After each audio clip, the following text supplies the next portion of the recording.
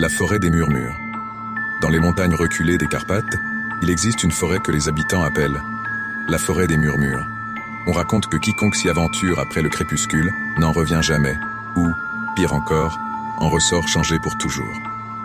Selon une vieille légende, la forêt abritait autrefois un village prospère. Cependant, ce village fut frappé par une malédiction. Une nuit sans lune, un étranger arriva, vêtu d'un manteau noir et d'une capuche qui dissimulait son visage. Il demanda refuge, mais les habitants d'un méfiant le chassèrent en l'accusant d'être un sorcier.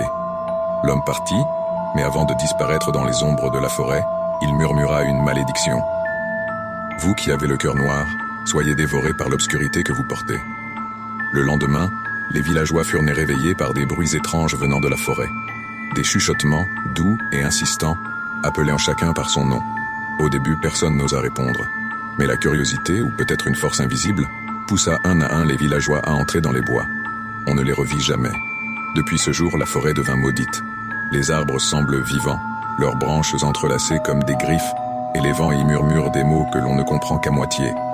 Les rares explorateurs qui s'y sont risqués racontent que les voix murmurent leurs peurs les plus profondes et leur révèlent des vérités qu'ils préféreraient ignorer.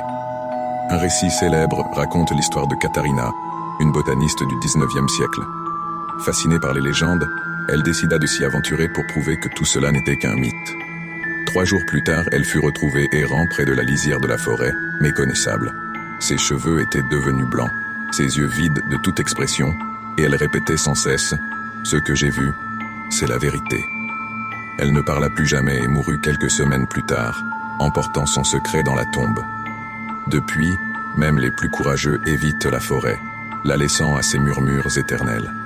Certaines nuits, disent les anciens, si l'on tend l'oreille près de la lisière, on peut entendre les murmures appeler, comme si la forêt cherchait encore ses prochaines âmes à dévorer.